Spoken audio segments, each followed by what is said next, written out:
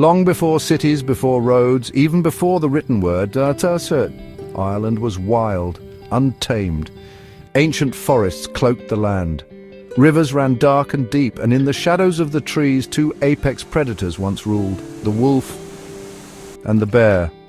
This is the story of Ireland's lost giants, how they lived, how they shaped the land, and how they vanished. A land before men.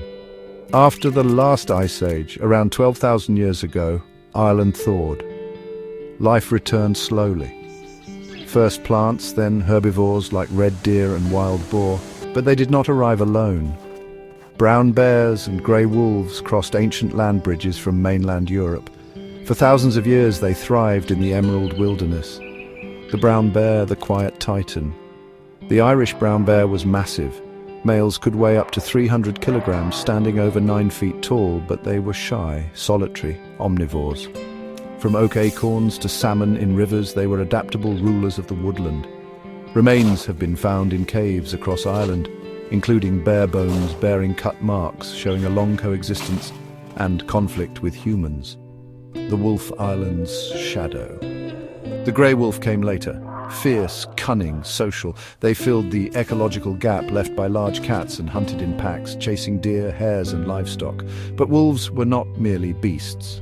They were central to Irish mythology, from the story of Lainech Faelad, the werewolf warrior, to Cormac MacAirt's wolf companion. Wolves were feared, respected, and woven into the soul of the land. The turning point, humans' rise.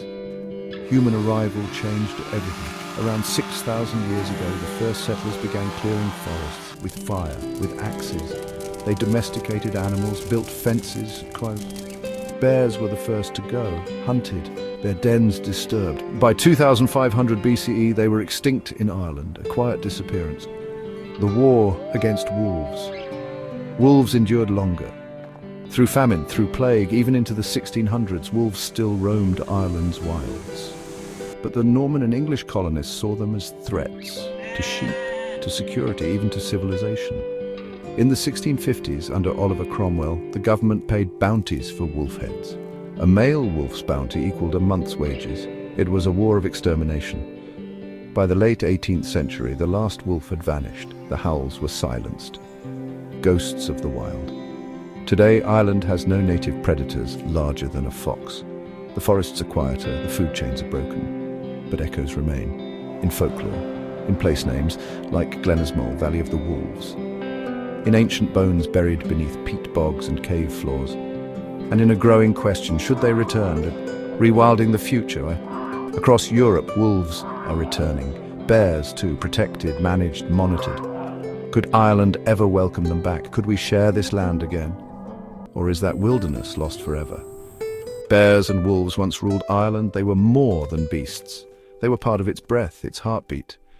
Their story is one of coexistence and extinction. But perhaps it is not finished yet.